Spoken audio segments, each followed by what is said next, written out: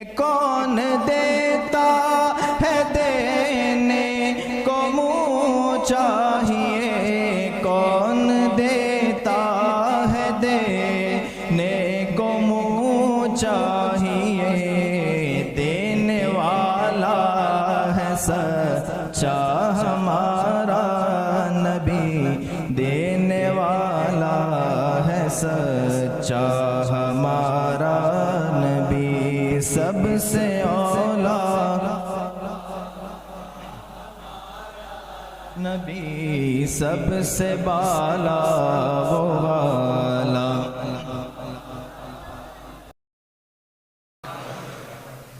الحمدللہ الحنان المنان الذي خلق الإنسان وعلمه البيان، والصلاة والسلام على رسوله سيد الإنس والجان وعلى آله وأصحابه ذوي الخير والإحسان، أما بعد، فأعوذ بالله من الشيطان الرجيم، بسم الله الرحمن الرحيم، قل يا أيها الناس إني رسول الله إليكم جميعا الذي له ملك السماوات والأرض لا إله إلا هو يحيي ويميت، فآمنوا بالله ورسوله النبي الأمي الذي يؤمن بالله وكلماته واتبعوه لعلكم تهتدون، صدق الله مولانا العظيم۔ بارگاہ رسالت معاب صلی اللہ علیہ وسلم میں درود پاک کا ہدیہ پیش کریں۔ اللہم صلی علی سیدنا و مولانا محمد معدن الجود والکرم وآلہ واصحابہ الکرام وابنہ الکریم وبارک وسلم صلاة دائمة سرمدا ابدا۔ عزیزان گرامی وقار، آج اس عظیم المرتبت، اس باوقار شخصیت کی بارگاہ میں ہم خراج عقیدت پیش کرنے کے لیے حاضر ہیں، جنہیں عشاق کے امام نے یوں کہا، اللہ کی سرتاب قدم شان ہے یہ، اللہ کی سرتاب قدم شان ہے یہ، انسان ہی انسان وہ انسان ہے یہ، قرآن تو ایمان بتاتا ہے انہیں اور ایمان یہ کہتا ہے میری جان ہے یہ۔ اس عظیم بارگاہ میں ہم آج خراج عقیدت پیش کرنے کے لیے حاضر ہیں، جس کو امام عشق و محبت نے یوں اپنے الفاظ میں کہا تھا، سب سے اعلیٰ و اولا ہمارا نبی، سب سے بالا و والا ہمارا نبی، سارے اونچوں میں اونچا سمجھیے جسے، ہے اس اونچے سے اونچا ہمارا نبی، سارے اچھوں سے اچھا سمجھیے جسے، ہے اس اچھے سے اچھا ہمارا نبی۔ اسی لیے آج نہایت ہی ادب و احترام کی محفل ہے۔ ہمارا عقیدہ تو یہ ہے، وہ نام پاک آتے ہی بے اختیار ہمارے انگوٹھے لبوں تک چلے جاتے ہیں اور چوم کر کے ان کو ہم آنکھوں سے لگا لیتے ہیں، صرف اس بنیاد پر کہ اس نام میں اتنی مٹھاس ہے کہ بار بار چومنے کو دل کرتا ہے۔ اس رسول گرامی وقار صلی اللہ تعالیٰ علیہ وسلم کی بارگاہ میں ہم آج خراج عقیدت پیش کرنے کے لیے حاضر ہیں، جن کی تعریف لکھتے لکھتے قلم ٹوٹ گئے، جن کی تعریف بیان کرتے کرتے زبانیں سوکھ گئیں، جن کی مدح و ثنا میں عشاق، شاعران بلبلان باغ یا انادیل اندلیب گلشن رسالت اور دیگر جتنے بھی محبت کرنے والے ہیں، ان کی زندگیاں ختم ہو گئیں، اور انہوں نے اخیر میں جا کر کے ایک ہی جملہ کہا، لا یمکن الثناء کما کان حق ہو بعد از خدا بزرگ توئی قصہ مختصر، کہا تمہاری تعریف تو کسی بشر کے حق میں ہو ہی نہیں سکتی، کوئی بشر کیا تمہاری تعریف کرے، تمہاری ثنا کا حق ادا کوئی نہیں کر سکتا۔ خلاصہ یہ ہے، حاصل کلام یہ ہے، خدا کے بعد اگر کوئی مرتبہ ہے تو یا رسول اللہ وہ آپ کا ہے۔ اسی کو امام عشق و محبت بریلی کے تاجدار نے یوں کہا، لیکن رضا نے ختم سخن اس پہ کر دیا، خالق کا بندہ خلق کا آقا کہوں تجھے۔ وہ خالق کا بندہ ہے اور خلق کا آقا ہے، ایک ہی فیصلہ کیا ہے، خالق کا بندہ ہے اور خلق کا آقا ہے۔ یہی قرآن کہہ رہا ہے، قل یا ایھا الناس انی رسول اللہ الیکم جمیعا، اے محبوب آپ فرما دیں تمام انسانوں سے۔ یہاں دیکھیں، توجہ کریں، قرآن میں یہ نہیں آیا یا ایھا الذین آمنوا، اے محبوب آپ کہہ دیں اے ایمان والو، نہیں، رب تعالیٰ فرماتا ہے اے رسول آپ فرما دیں کس سے؟ اے انسانوں، جس کے اندر بھی انسانیت ہوگی اس کو رسول بلا رہے ہیں، کیا کہہ کر کے؟ اے انسانوں انی رسول اللہ علیکم، میں تم سب کی طرف رسول بن کر کے آیا ہوں۔ اس میں ہندو بھی ہیں، سکھ بھی ہیں، عیسائی بھی ہیں، سارے مذاہب کے لوگ ہیں۔ اگر انسان ہیں تو ان کو خطاب ہے میرے رسول کا، وہ سب کے رسول بن کر کے آئے۔ اسی کو عزیزان گرامی مداحان رسول نے یوں کہا ہے، لیکن رضا نے ختم سخن اس پہ کر دیا، خالق کا بندہ خلق کا آقا کہوں تجھے۔ اس لفظ پر توجہ رکھیں، وہ ہے خالق کا بندہ اور خلق کا آقا ہے۔ ایک جگہ پر اعلیٰ حضرت رضی اللہ تعالیٰ عنہ جا کر یوں ششدر رہ گئے، شش و پنج میں، یعنی اس کو ہم شش و پنج اس لیے میں کہہ رہا ہوں تفریح کے لیے آپ کے لیے، کہتے ہیں ایک اپنی نعت میں، ممکن میں یہ قدرت کہاں، واجب میں عبدیت کہاں، یعنی میں رسول کو خدا بھی نہیں کہہ سکتا اور عام بشر کہوں یہ بھی ان کے لیے مناسب نہیں، کیا کہوں؟ ممکن میں یہ قدرت کہاں، واجب میں یہ عبدیت کہاں، حیرت نے جھنجھلا کر کہا یہ بھی نہیں وہ بھی نہیں، اس کے بیچ میں ہے، عام بشر بھی نہیں ہے اور یہ خدا بھی نہیں ہے، ہاں وہی جس میں آپ نے کہا خالق کا بندہ خلق کا آقا کہوں تو۔ اس لفظ پر توجہ رکھیں، ہم اپنی بحث کو آج آگے بڑھاتے ہیں۔ عزیزان گرامی، رسول محمد عربی صلی اللہ تعالیٰ علیہ وسلم جن کے آنے کا زمانہ بہت آخر میں ہے لیکن وہی اصل کائنات ہے، زمانہ ان کے بعثت کا اخیر میں ہے لیکن وہی اصل کائنات ہے۔ اب یہاں پر کچھ لوگوں کو مجھے سمجھا کر کے آگے بڑھنا ہوگا، جس کو اقبال نے کہا ہے وہی اول وہی آخر وہی یاسین وہی طٰہٰ وہی فرقان۔ ان کا ایک شعر ہے، طویل ہے، کہ قرآن میں جہاں یاسین آیا ہے، طٰہٰ آیا ہے یا فرقان آیا ہے، سب سے مراد یہ محمد عربی کی ذات ہے، اور وہ اول بھی ہیں اور آخر بھی ہیں۔ ایسا کیسے ہو سکتا ہے؟ کوئی ایک شخص شروع میں بھی ہو اور آخر میں بھی، ایسا کیسے ہوتا ہے؟ محمد عربی صلی اللہ علیہ وسلم اول بھی ہیں آخر بھی ہیں، ایسا کیسے؟ اس کو تو بعض حدیثوں سے آپ نے سنا بھی ہوگا، میرے آقا صلی اللہ تعالیٰ علیہ وسلم نے فرمایا بھی ہے، کنت نبیا وآدم بین الماء والطین، میں اس وقت بھی نبی تھا جب آدم علیہ السلام کو مٹی اور پانی سے گوندھا جا رہا تھا، اس وقت بھی وہ نبی تھے، وہ اول ہیں اور آنے میں آخر ہیں۔ اب یہاں پر مجھے عقلی دلیل کے اعتبار سے آپ کے سامنے، آپ کے میدان میں اترتا ہوں۔ کبھی کبھار کوئی چیز اخیر میں آتی ہے وہ اہم ہوتی ہے، کبھی پہلے ہوتی ہے وہ اہم ہوتی ہے، لیکن ایک چیز ایسی ہے وہ پہلے ہے تو بھی اہم ہے، آخر میں ہو تو بھی اہم ہے۔ وہ کیا چیز ہے؟ کسانی کرنے والے اچھی طرح سے جانتے ہیں۔ ہم مارکیٹ میں جا کر کے ایک بیج لے کر کے آئے، بیج لے کر کے آئے اور اس کو زمین میں بونا ہے، کام تو یہی ہے نا، زمین میں اگر بیج نہ ہو تو پودا نہیں، زمین میں اگر بیج نہ ڈالیں تو اس کی کوئی شاخ نہیں، جڑ تو لگانی پڑے گی۔ ہم بیج لے کر کے آئے، زمین میں ڈالے، یہی اصل ہے بیج، یہی اصل ہے، درخت کی اصل کیا ہے؟ یہ بیج ہے۔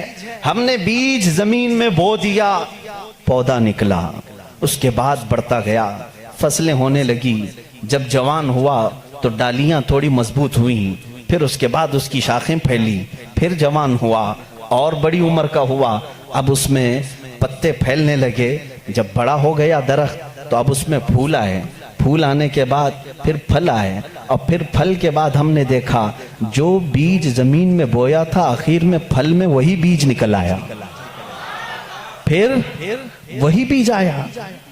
پھلی کو آپ کسی پھلی کے دانے کو زمین میں بوتے ہیں، اس کو بونے کے بعد جب پودا نکلتا ہے پھر اس سے شاخیں ہوتی ہیں، اس کا مطلب یہ ہوا کہ بیج اصل ہے پودے کو اگانے کے لیے، پتے بھی اسی بیج سے ہیں، پھول بھی اسی بیج سے ہیں، اور اس کی شاخ کی ساری ہریالی اسی بیج سے ہے، لیکن یہ درخت اختتام کہاں پر ہوتا ہے؟ جب پھل دیتا ہے، پھل دینے کے بعد پھر آخر میں وہی بیج دیتا ہے جو تم نے زمین میں بویا تھا۔ اس کا مطلب یہ ہوا کہ بیج اول میں ہو تو بھی اہمیت کا حامل ہے آخر میں آئے تو بھی اہمیت کا حامل ہے۔ اسی طرح محمد عربی صلی اللہ تعالیٰ علیہ وسلم کی ذات ہے کہ سارے انبیاء آدم علیہ السلام سے لے کر عیسیٰ علیہ السلام تک جو سلسلہ ہے یہ اسی بیج کے شاخیں ہیں، کوئی اس میں سے پھول ہے، کوئی اس میں سے ہریالی ہے، کوئی اس میں سے اس کی پتے ہیں، اور اخیر میں آنے والا وہی محمد رسول اللہ صلی اللہ تعالیٰ علیہ وسلم جس کو اللہ نے شروع میں ہی رکھا تھا۔ وہ اصل کائنات ہے، مقصد کائنات ہے، کائنات کی وجہ اصل ہے۔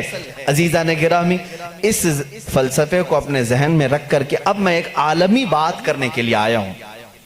جب اس رسول کے بارے میں ہم اتنی بڑی بات کہتے ہیں، وہی اول ہے، وہی آخر ہے، اور خدا کے بعد محمد عربی صلی اللہ علیہ وسلم اور خدا کے درمیان کوئی تیسرا مقام نہیں ہے۔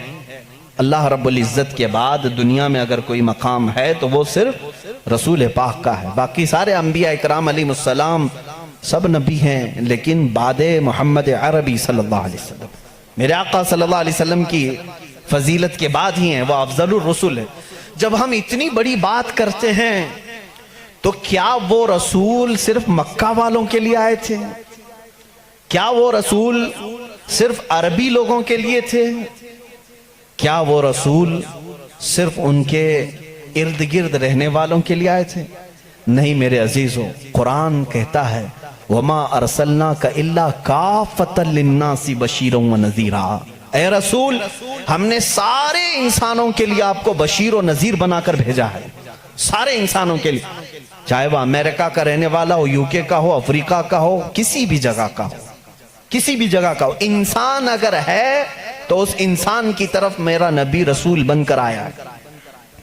اس رسول کا آنے کا مقصد صرف مکہ نہیں ہے، ایک علاقہ نہیں ہے، ایک شہر نہیں، ایک ملک نہیں، بلکہ وہ آفاقی رسول ہے۔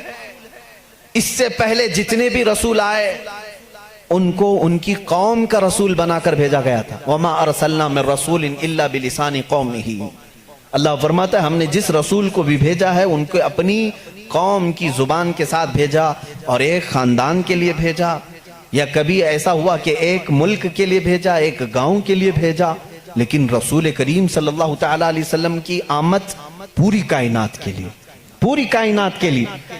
اب اس میں ایکسپشن کچھ بھی نہیں ہے، کائنات میں آدم علیہ السلام بھی آئے، اور ان کے بعد جتنے نبی آئے وہ بھی شامل ہوئے، اور قیامت تک پیدا ہونے والے جتنے انسان ہیں وہ سب شامل ہوئے، سب اس کائنات میں آئے۔ اب کائنات میں صرف انسانوں کے لیے ہی وہ رسول نہیں آئے، بلکہ ملائکہ کی جتنی لمبی فہرست ہے ان کے لیے بھی وہ رسول ہے، اور پھر اللہ رب العزت کے جتنی مخلوقات ہیں ان سب کے لیے بھی وہ رسول ہے۔ ایک ذات ہے اتنی تکمیل پائی ہوئی، اتنی کامل کہ اس کی تعریف بیان کرتے کرتے زبانیں سوکھ جائیں گی۔ میں اگر رسول کریم صلی اللہ تعالیٰ علیہ وسلم کی رسالت کس کس کے لیے ہے یہ ٹاپک لے کر چلوں، شاید پتہ نہیں کتنے سالوں لگ جائیں۔ وہ تو پرندوں کے لیے بھی رسول ہیں، جانوروں کے لیے بھی رسول ہیں۔ پرندوں کے لیے کیسے رسول ہیں ایک الگ ٹاپک ہے، وہ جانوروں کے لیے کیسے رسول ہیں وہ الگ ٹاپک ہے، وہ جنات کے رسول ہیں ان میں کیا تبلیغ کریں گے ان کے لیے الگ رسول ہے، الگ ایک ٹاپک ہے۔ میرے عزیزو اتنا ہی نہیں، وہ نبیوں کے بھی رسول ہیں، اسی لیے تو قرآن نے چوتھے پارے میں وعدہ لیا ہے نبیوں سے، وَإِذَا أَخَذَ اللَّهُ مِيثَاقَ النَّبِيِّينَ لَمَا آتَيْتُكُم مِّن كِتَابٍ وَحِكْمَةٍ ثُمَّ جَاءَكُمْ رَسُولٌ مُصَدِّقٌ لِّمَا مَعَكُمْ لَتُؤْمِنُنَّ بِهِ وَلَتَنصُرُنَّهُ۔ قرآن کہتا ہے یہ سورہ نساء میں، اللہ سورہ آل عمران میں اللہ تعالیٰ یوں فرماتا ہے، یاد کرو اس وقت کو جب سارے نبیوں کی روحوں کو جمع کر کے اللہ نے ایک وعدہ لیا تھا، جتنے بھی نبی دنیا میں آنے والے تھے ان سب نبیوں کی روحوں سے اللہ نے وعدہ لیا تھا۔ کس بات کا وعدہ؟ اللہ تعالیٰ ان سب سے وعدہ لیتا ہے کہ میرا ایک آخری رسول آئے گا، اگر وہ تمہارے زمانے میں آ جائے تو تم سب کے سب اس پر ایمان لاؤ گے اور اس کی مدد کرو گے۔ لَتُؤْمِنُنَّ بِهِ وَلَتَنْصُرُنَّهُ، تم ضرور اس کی مدد کرو گے اور اس پر ایمان لاؤ گے، پھر کسی اور کی شریعت اس کے ہوتے ہوئے نہیں رہے گی۔ وہ رسول آ جائیں تو پھر ساری شریعتیں ختم ہوں گی، صرف شریعت مصطفیٰ چلے گی۔ اسی لیے تو ایک بار حضرت عمر فاروق رضی اللہ تعالیٰ عنہ تورات پڑھ رہے تھے حضور کے سامنے، حضرت ابو بکر بھی بیٹھے تھے رضی اللہ تعالیٰ عنہما، تو حضور صلی اللہ تعالیٰ علیہ وسلم کا چہرے کا رنگ بدل رہا تھا، ناراضگی کے آثار نظر آ رہے تھے، حضرت عمر دیکھ ہی نہیں رہے تھے، وہ پڑھے جا رہے تھے۔ تورات کس کی کتاب ہے؟ موسیٰ علیہ السلام پر اتری ہے، مقدس کتاب ہے۔ حضور اکرم صلی اللہ تعالیٰ علیہ وسلم کے اس جلال کے اثر کو صدیق اکبر رضی اللہ تعالیٰ عنہ نے بھانپ لیا۔ حضرت عمر کو انہوں نے زور سے کہا، اے عمر دیکھتے نہیں رسول کریم صلی اللہ تعالیٰ علیہ وسلم کی ناراضگی کو؟ حضرت عمر نے کتاب بند کر دی، کہا یا رسول اللہ صلی اللہ علیہ وسلم، اس کتاب کی تصدیق تو ہمارا قرآن بھی کرتا ہے کہ تورات آئی تھی، جگہ جگہ قرآن میں تورات کا ذکر ہے، یہ موسیٰ علیہ السلام پر اتری تھی اور اللہ کی کتاب ہے، وہی تو میں پڑھ رہا تھا۔ رسول پاک صلی اللہ تعالیٰ علیہ وسلم نے فرمایا، اے عمر جس پر یہ کتاب اتری وہ کون ہے؟ موسیٰ علیہ السلام۔ اگر موسیٰ علیہ السلام بھی آج زندہ ہوتے تو وہ تورات نہیں قرآن پڑھ رہے ہوتے۔ ان کے پاس اس بات کے علاوہ کوئی اور دوسری گنجائش نہیں تھی کہ وہ صرف اور صرف مجھ پر ایمان لائیں اور قرآن پر عمل کریں اگر وہ زندہ ہوتے۔ اس کا مطلب یہ ہوا کہ یہ رسول انبیاء اکرام اور رسولوں کا بھی رسول ہے۔ اب یہاں پر میں تھوڑی سی باتیں آپ کو الگ انداز میں لے کر کے چلوں گا تاکہ میرے مخاطب اس زمانے میں بہت دوسرے لوگ بھی ہیں۔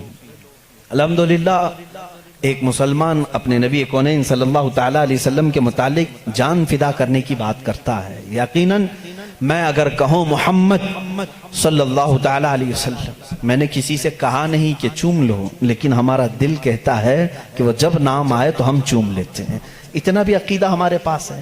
اس رسول کریم صلی اللہ علیہ وسلم کی تعریف و توصیف ہم اپنے جو مجموعوں میں کرتے ہیں یہ صرف برکت کے لیے کرتے ہیں۔ آج میں ان سے بھی خطاب کرتا ہوں جنہوں نے رسول کو اب تک پہچانا بھی نہیں اور دوسرے کسی مذہب سے آج تک وابستہ ہیں۔ اس میں دنیا کے جو بڑے مذاہب ہیں، میں اپنے پڑھائی کے زمانے میں ان کتابوں کو پڑھا کرتا تھا تو مجھے حیرت ہوتی کہ جیوز دنیا کا ایک بڑا طبقہ ہے، یعنی مذہب کے اعتبار سے پرانا ہے، یہودی۔ بولتے بولتے آپ لوگ بھی سن کر کے تھک گئے ہوں گے، بلکہ اب تو کچھ لوگوں کو ایسا لگتا ہے یہ گالی تو نہیں ہے، نہیں بلکہ وہ ایک قوم کا نام ہے، ایک قوم ہے۔ جیسے کسی کو یزیدی کہہ دینا گالی ہو جاتا ہے، جبکہ وہ ایک شخص کا نام ہے۔ خیر، عیسائیت ایک قوم ہے جو حضرت عیسیٰ علیہ السلام پر ایمان لائی اور ان سے پہلے کے انبیاء اکرام پر ایمان لائی۔ ان کے علاوہ بھی کچھ دوسرے ریلیجن پائے گئے دنیا میں، جیسے بدھ مت ہے، آج اس کے ماننے والوں کو بدھسٹ کہا جاتا ہے، بدھزم۔ ان کے علاوہ ایک زردشتی مذہب تھا ایران کا، پارسی جن کو آج ہم کہتے ہیں۔ یہ پارسی مذہب بھی بڑا پرانا ہے، آگ کے پجاری تھے، یہ مجوسی تھے، اور ان کا بانی زردشت تھا۔ یہ دنیا کے بڑے مذاہب کا ذکر کر رہا ہوں، یہودیت، عیسائیت، بدھ مت، پارسی، اور اس کے علاوہ ایک اور بڑا مذہب ہندو مت ہے، جن کو آج ہم روزانہ دیکھ بھی رہے ہیں، اور ہم جس ملک میں ہیں یہاں وہ کثرت سے ہیں، ہندو مت۔ ان تمام مذاہب سے میں آج ثابت کروں گا کہ ان سب کی کتابوں میں میرے نبی کا ذکر آیا ہے،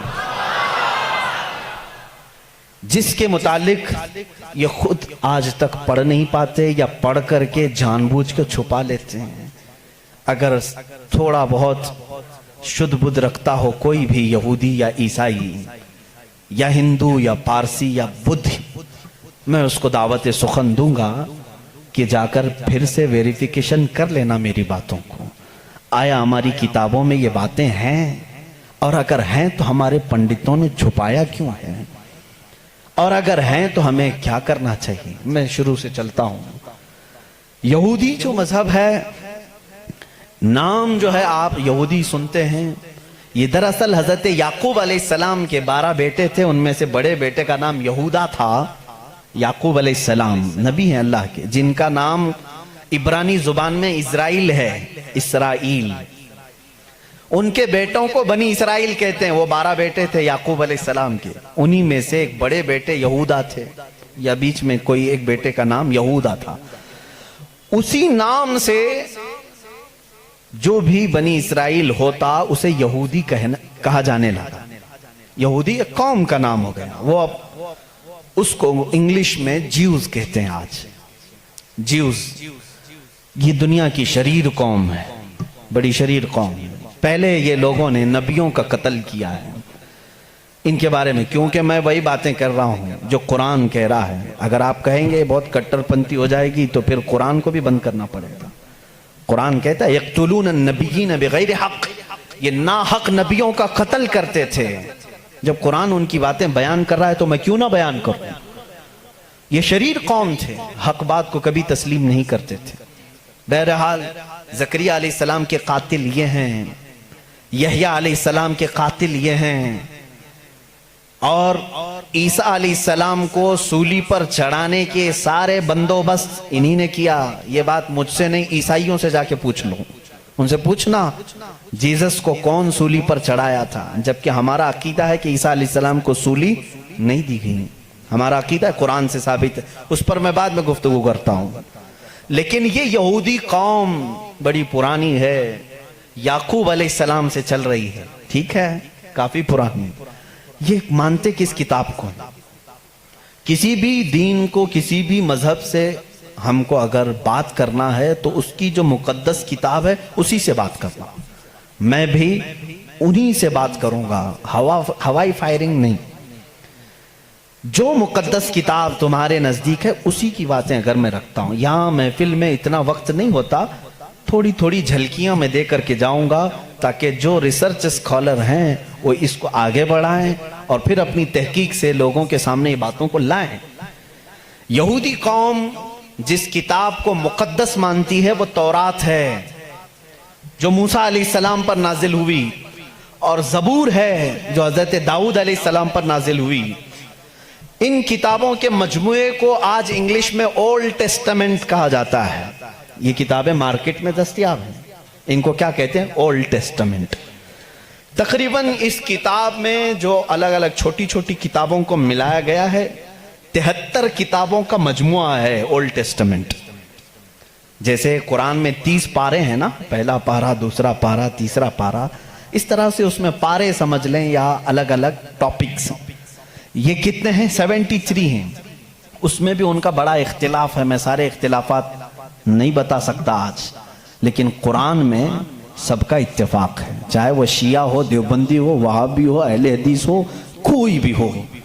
جو عقیدہ ہم رکھتے ہیں اہل سنت و جماعت کہ قرآن کے 30 پارے ہیں، سب کا اس بات پر اتفاق ہے. لیکن اولڈ ٹیسٹمنٹ پر سب کا اتفاق نہیں. ان میں سے کچھ مذہب 73 مانتے ہیں، کچھ 66 مانتے ہیں، 66 مانتے ہیں، کچھ لوگ 27 مانتے ہیں. بہرحال اولڈ ٹیسٹمنٹ میں ایک باب ہے جس کو استثناء کہتے ہیں. ایک پارے کا نام ہے، ایک کتاب کا، ایک جز کا، جس کو ڈیوٹرونومی انگلش میں کہتے ہیں. اس میں ایک آیت آئی ہے. آیت ظاہر سی بات ہے اللہ کی ہے، آیت اللہ کی ہے اور موسیٰ علیہ السلام پر نازل ہو رہی ہے. اللہ تعالیٰ فرما رہا ہے اے موسیٰ، میں تمہارے بعد تمہارے بھائیوں میں، بھائیوں سے مراد نبیوں میں، ایک ایسا نبی بھیجوں گا جو تمہاری ہی طرح سے ہوگا، تمہاری ہی طرح سے ہوگا، لیکن میں اس کے منہ میں اپنی زبان رکھ دوں گا. اور دوسری آیت آتی ہے کہ وہ فاران کی چوٹیوں سے چمکے گا. یہ فاران کیا ہے؟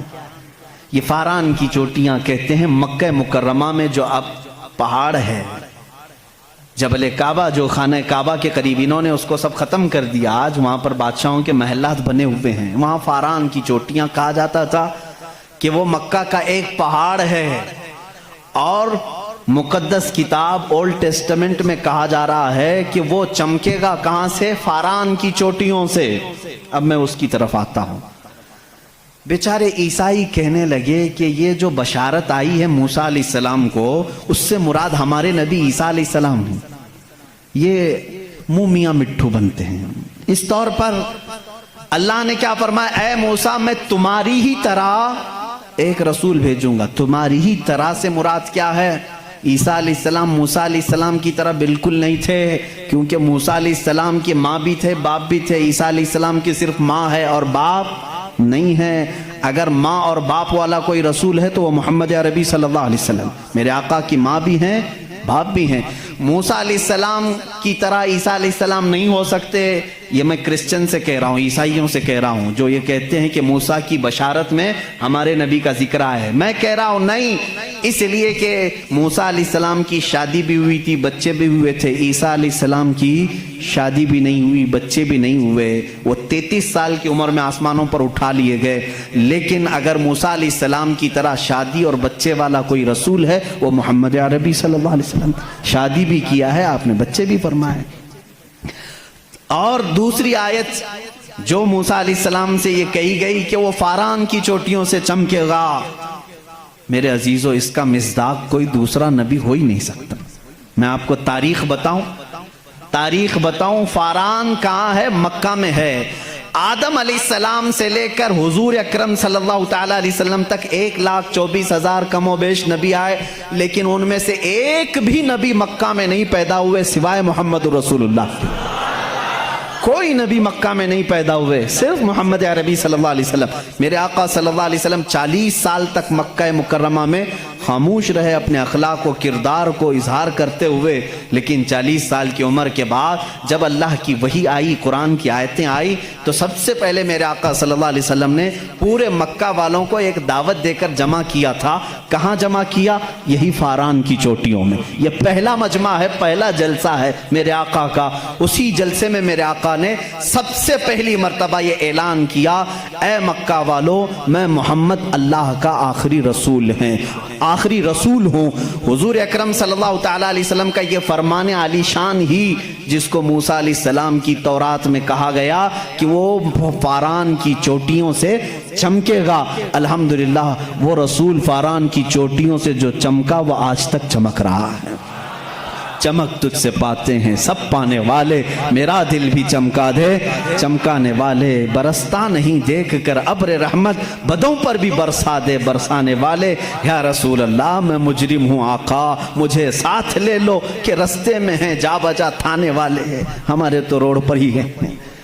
بہرحال یا رسول اللہ ہم کو اپنے ساتھ لے لیں، جا بجا ہیں تھانے والے تو سمجھتے ہوں گے، اعلیٰ حضرت نے شعر میں ذکر فرمایا۔ بہرحال ایک اولڈ ٹیسٹمنٹ کی ایک ہی بات میں نے کہی، جیوز سے یہ پوچھیں جا کر کے کہ یہ ذکر آیا ہے موسیٰ کے بعد ایک نبی آنے والے، وہ کون سے نبی ہیں؟ ان کی یہ صفت بیان کی گئی ہے ڈیوٹرونومی استثناء میں، اولڈ ٹیسٹمنٹ میں یہ ذکر آیا ہے، وہ کون ہے، وہ کون سا رسول ہے، آخر تم ہی بتا دو۔ وہ آج تک نہیں بتائیں گے، وہ کہتے ہیں کہ شاید آنے والا ہے، اس رسول کے بعد اب کون اور آنے والا ہے، اب کون آنے والا ہے؟ چلو اس کو نہیں مانتے، دوسری بات میں کہتا ہوں، سلیمان علیہ السلام کو بھی یہ بہت مانتے ہیں۔ کون؟ جیوز، یہودی، جن کو انگلش میں سولومن کہا جاتا ہے، سولومن، حضرت سلیمان علیہ السلام کو یہ سولومن کہتے ہیں۔ ایک کتاب یہودیوں کے پاس اور مقدس ہے، songs of Solomon. Songs of Solomon کا مطلب حضرت سلیمان علیہ السلام جو مناجات کرتے تھے اللہ کی بارگاہ میں، وہ اشعار ہوتے تھے عبرانی زبان کے، جیسے ہم کہتے ہیں یا الہی رحم فرما مصطفیٰ کے واسطے، یہ دعا ہے نا۔ سلیمان علیہ السلام اس طرح دعائیں جو کرتے تھے وہ سارے انہوں نے اس کو سانگز کہا ہے، اور اس کو جمع کیا گیا ہے سانگس آف سولومن نام سے۔ اس میں تو شک کی گنجائش ہی نہیں، کیونکہ حیرت اس بات کی ہوگی وہ عبرانی زبان جس کو آج ہیبرو کہتے ہیں، اسرائیل میں آج بھی بولی جاتی ہے۔ یہ اسرائیل جو دیکھ رہے ہیں نا آپ، جو ناسور ہے، کینسر کا پھوڑا ہے پورے دنیا کے بیچ میں، یہی اسرائیل کی بات میں کر رہا ہوں۔ یہ آج بھی جو بولی بولتے ہیں وہ ہیبرو ہے، ہیبرو اس کو عبرانی کہتے ہیں۔ اس زبان میں آج بھی سانگس آف سولومن، حضرت سلیمان علیہ السلام کے مناجات میں یہ لکھا گیا ہے، سب سے پیارا، سب سے مبارک، سب سے شان والا، جس کی اللہ کے ہاں پہنچ ہے، جس کی اللہ کے ہاں مرتبت ہے، اس کا نام محمد ہے۔ یہ کون کہتا تھا؟ سلیمان علیہ السلام۔ اور نام لفظ محمد آج بھی موجود ہے۔ عبرانی زبان میں آج بھی لفظ محمد اور اس کے ساتھ لفظ ام آیا ہے. ام کہتے ہیں بڑا محترم شخص جس کی سارے لوگ عزت کریں. سلیمان علیہ السلام کہتے ہیں وہ ام ہے. ام ہے. ام کا مطلب ہیبرو میں ہے سب سے زیادہ عزت والا. اور سلیمان علیہ السلام نے وہ کر کے بھی دکھایا.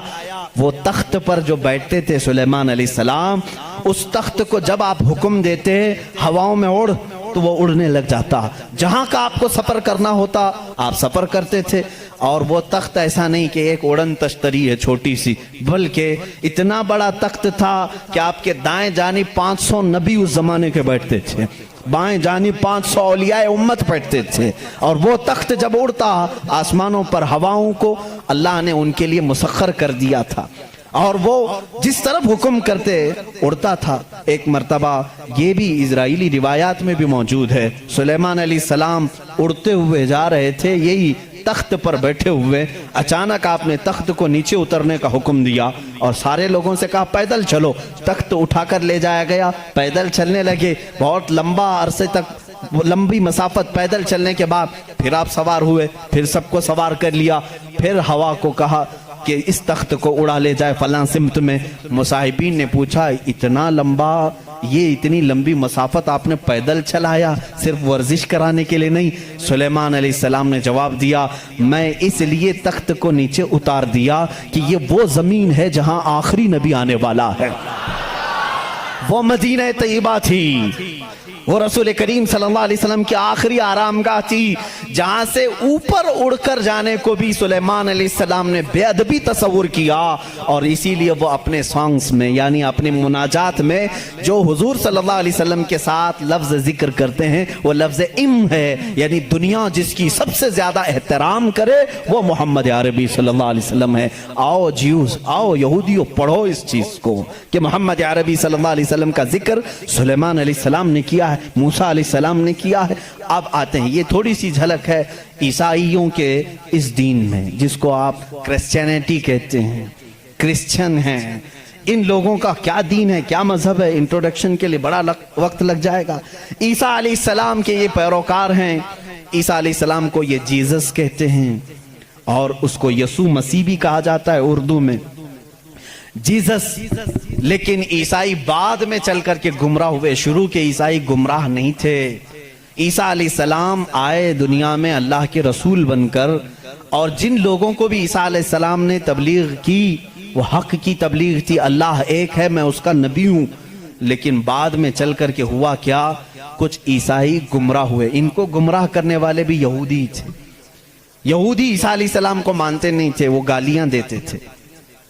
حضرت عیسیٰ علیہ السلام کے متعلق برے برے جملے کہتے تھے کیونکہ وہ بغیر باپ کے پیدا ہوئے, لیکن وہ اللہ کی مشیت تھی, حکم تھا. لیکن مریم, سیدہ بی بی مریم جن کو عذرا کہا گیا ہے, ان کو کسی مرد نے چھوا نہیں, کبھی زندگی میں چھوا نہیں, لیکن پھر بھی وہ حاملہ ہوئی. کسی مرد سے نہیں, کسی نے ان کو ٹچ نہیں کیا. اللہ رب العزت نے جبرائیل علیہ السلام کو صرف حکم دیا پھونک مارو. جبرائیل علیہ السلام نے پھونک دیا اور وہ حملہ ہوئی. اسی لیے عیسیٰ علیہ السلام کو روح اللہ کہا جاتا ہے, روح اللہ کہا جاتا ہے, وہ اللہ کی نشانی ہے.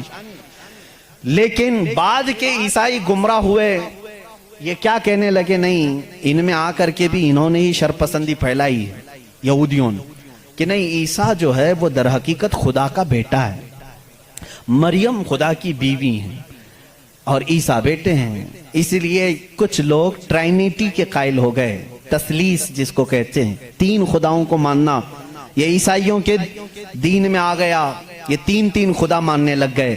ایک اللہ کو بھی مانتے ہیں, دوسرے روح مقدس کو بعض لوگ, اور بعض لوگ بی بی مریم کو خدا کہتے ہیں, تیسرے حضرت عیسیٰ علیہ السلام جیزس گاڈ کہتے ہیں, مریم کو میری کہتے ہیں, میری بھی گاڈ ہے, اور اللہ رب العزت کو یہ فادر کہتے ہیں, گاڈ فادر کہتے ہیں. بہت سارے مسلمان یہ جملہ یوز کرتے ہیں, وہ ہمارے گاڈ فادر ہیں, فلاں گاڈ فادر ہے. ہرگز نہ استعمال کریں. اللہ کو باپ کہنا اسلام میں جائز ہی نہیں. لم یلد ولم یولد, نہ اس سے کوئی پیدا ہوا نہ وہ کسی سے پیدا ہوا. ہمارا عقیدہ یہ. لیکن عیسائی بعد میں گمراہ ہوئے اور وہ تین خداؤں کا عقیدہ رکھنے لگ گئے. اب میں آ کر کے چلتا ہوں آگے. عیسائیوں کو اگر میں بتاؤں کہ تمہارے دین میں اصل بات کیا ہے جو عیسیٰ علیہ السلام کہہ گئے جو آج تم نہیں کر رہے ہو، وہ صرف یہی بات ہے۔ عیسیٰ علیہ السلام اپنے حواریین سے کہتے ہیں میں تمہیں ایک ضروری بات سناتا ہوں جس کو سننا ضروری ہے، اس کا حوالہ بھی میں دے دوں۔ یہ کہاں ہے، یہ بات کہاں ہے؟ کیونکہ میری باتوں کا ہو سکتا ہے ری ویریفیکیشن ہو، کراس ویریفیکیشن ہو، اور معلومات کرنے کے لیے میں آپ کو حوالہ دیتا ہوں، ریفرنس دیتا ہوں۔ عیسائیوں کی جو مقدس کتاب ہے اس کو نیو ٹیسٹمنٹ کہتے ہیں، بائبل بھی کہتے ہیں۔ اولڈ ٹیسٹمنٹ جو تورات ہے، نیو ٹیسٹمنٹ جو بائبل ہے۔ آپ سب کو یہ نالج ہونی چاہیے، معلومات ہو۔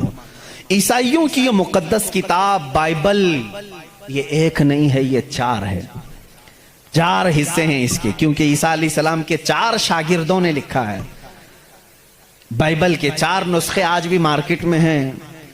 بائبل متی کی جس کو میتھیو کہتے ہیں انگلش میں، بائبل لوکا کی جس کو لوکیو کہتے ہیں، بائبل مرقس کی جو عربی میں کہہ رہا ہوں اس کو مارکیوس کہتے ہیں، اور یوحنا کی جس کو جان کہتے ہیں، جیسے جان جوزف کہتے ہیں، جان ابراہیم کو ابراہم کہتے ہیں۔ یہ تمام وہی الفاظ ہیں جن کو انگلش میں تبدیل کر دیا گیا ہے۔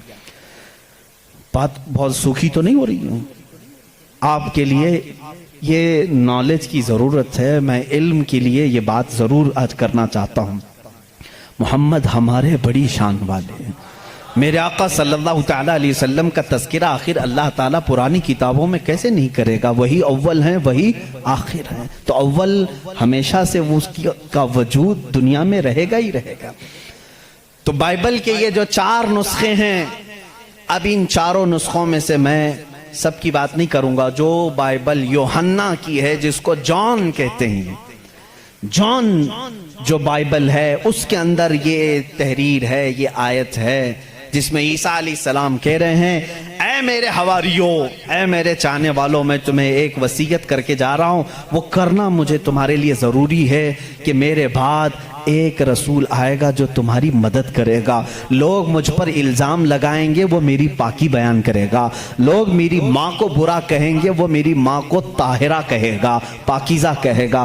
اور میرے بعد ایک نبی آئے گا، تم سب اس کے انتظار میں رہنا اور اس کے انتظار میں رہنا اور اس کے تعاون میں رہنا۔ لوگوں نے پوچھا ہم اس کو کیسے پہچانیں، اس کو کیسے پہچانیں، وہ کہاں سے آئے گا، کیسے آئے گا؟ عیسیٰ علیہ السلام نے وہ بھی ہلکا کر دیا اور کہا اس کی ایک علامت یہ ہے جب تک میں دنیا سے جاؤں گا نہیں وہ آئے گا نہیں، جب تک میں دنیا سے جاؤں گا نہیں وہ آئے گا نہیں۔ پوچھا کیوں؟ کہا اس لیے کہ اس کے زمانے میں دوسرا کوئی نبی ہوگا ہی نہیں، کیونکہ وہ خاتم النبیین۔ اللہ اللہ، ان عیسائیوں سے قادیانیوں کو سیکھنا چاہیے، ان کا عقیدہ تو یہ تھا۔ عیسیٰ علیہ السلام یہ اپنے حواریین سے کہہ رہے ہیں جان بائبل کی کتاب، اس میں یہ تحریر موجود ہے، یہ عبارت موجود ہے، اور اس میں لوگوں نے پوچھا ہم اس کو کیسے پہچانیں، کیا ہیں اس کی نشانیاں کیا ہیں؟ تو ایک یونانی ورڈ ہے، آج بھی بائبل میں ہے، پیریکلیٹوس نام سے، انگلش میں اس کو پیریکلیٹوس کہتے ہیں۔ یہ لفظ آج بھی کتابوں میں موجود ہے، آج بھی ہے، اور ان ظالموں نے اس کا ترجمہ الگ الگ کیا۔ عیسیٰ علیہ السلام نے کہا تھا کہ وہ پیریکلیٹوس ہوگا، تم اس کو پہچانو گے، تو اس کا ترجمہ یہ لوگ کرتے ہیں وہ ایسا ہوگا ویسا ہوگا، بلکہ حقیقت میں یہ یونانی ورڈ کا ترجمہ ہوتا ہے نہایت ہی رحم دل، بلکہ ہر انسان کے لیے وہ رحمت ہوگا، ہر انسان کے لیے رحمت ہوگا۔ بلکہ اس کے ترجمے میں، پیریکلیٹوس کے ترجمے میں کہا گیا ہے جو جانوروں سے بھی اچھا سلوک کرے، جو کائنات کی ہر چیز سے اچھا سلوک کرے، اسے پیریکلیٹوس کہا جاتا ہے۔ اب اس کا مصداق قرآن کی آیت میں ہے وَمَا أَرْسَلْنَاكَ إِلَّا رَحْمَةً لِلْعَالَمِينَ، اس رسول ہی کو اللہ نے رحمت کہا ہے، جس کو عیسیٰ علیہ السلام کی اس بائبل میں کہا گیا پیریکلیٹس ہوگا، وہ رحمت ہوگا۔ عیسائی آج بھی لوگوں کو گمراہ کر رہے ہیں، ان کے بڑے، کیونکہ اگر وہ کہہ دیں گے کہ پیریکلیٹس رحمت والا وہ مدینے والا ہے تو ان کا دھندا بند ہو جائے گا، یہاں کون آئے گا پاؤں چومنے، سب کے سب پھر مدینے کا رخ کریں گے، اسی لیے چھپاتے ہیں، لیکن ہم بتاتے رہیں گے انشاءاللہ۔ عزیزان گرامی، عیسیٰ علیہ السلام کی پاکی بیان کرنے کی بات آئی، انہوں نے کیا نشانی بتائی؟ وہ رسول آئے گا، میری پاکی بولے گا، مجھ پر الزام لگائیں گے اور میری ماں کو گالیاں دیں گے تو وہ اسے طاہرہ کہے گا۔ آؤ میں آپ کو حضور صلی اللہ تعالی علیہ وسلم کے زمانے تک پوری ہسٹری بتا دوں، 550 سال کی۔ عیسیٰ علیہ السلام کے ساتھ ہوا کیا؟ جب آپ 33 سال کی عمر کے تھے، یہودی دشمنی پر آ گئے اور ایسی دشمنی کیے کہ آپ کو قتل کرنے کا منصوبہ بنا کر آپ کے گھر کے ارد گرد آ گئے، یروشلم میں، جہاں یہ آج جا کر کے اس کو اپنی کیپٹل سٹی بنا رہے ہیں۔ عیسیٰ علیہ السلام کو وہاں پر انہوں نے گھیر لیا۔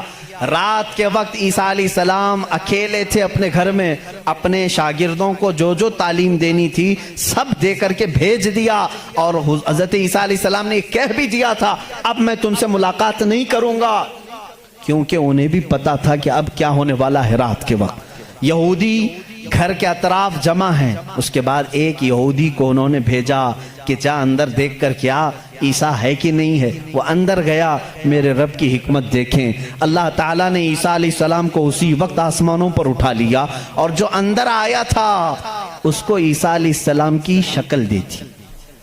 جو ڈھونڈنے آیا تھا عیسیٰ علیہ السلام کی آدھی شکل، چہرے سے لے کر یا پیٹ تک کی شکل اس کو اللہ نے دے دی۔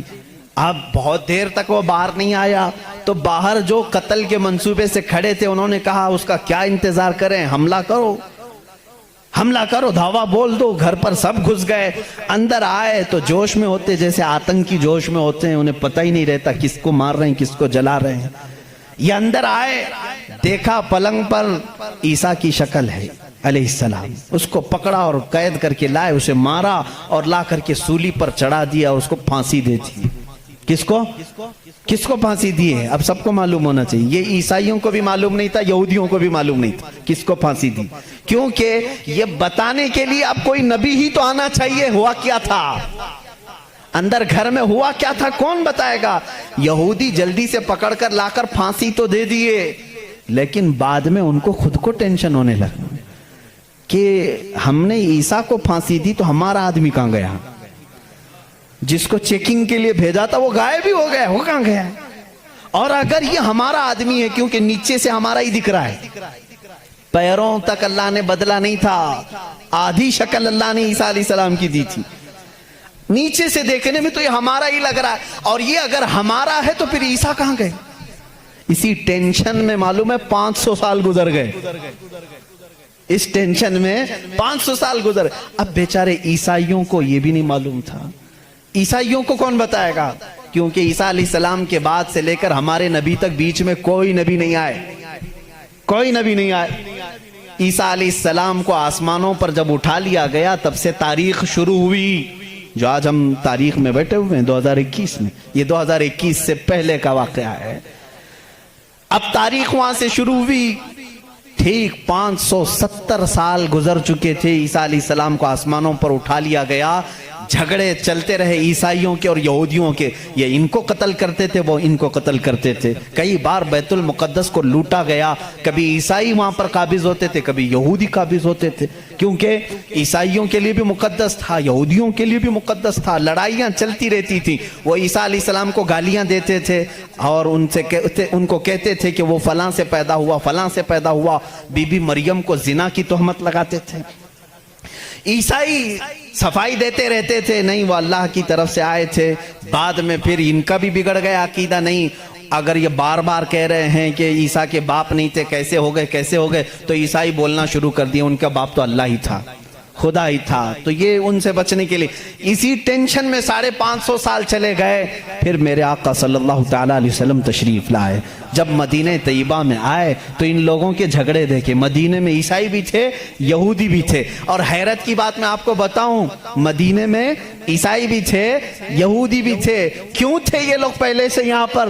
بڑا طویل واقعہ ہے. یہ گاؤں بھی نہیں تھا، شہر بھی نہیں تھا، کچھ بھی نہیں تھا. مدینہ کچھ بھی نہیں تھا.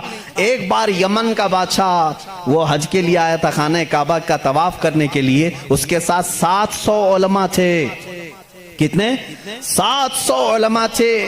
وہ جب واپس جا رہا تھا تو وہ علماء جو تورات بھی جانتے تھے، انجیل بھی جانتے تھے، انہوں نے ساری علامتیں میرے نبی کے آنے کی پڑھ لی تھیں. انہوں نے زمین کو دیکھا اور پہچان لیا. کہا وہ آخری رسول جو آئیں گے وہ اسی زمین پر آئیں گے، کیونکہ ہماری کتابوں میں لکھا گیا ہے عرب کے صحرا میں ایک چٹیل میں ایک زمین ایسی ہوگی جو پہاڑوں سے گھری ہوگی اور درخت کھجوروں کے کثرت سے ہوں گے، وہاں ہریالی ہوگی، اس کے بیچ میں وہ رسول آخری زمانے میں آئے گا.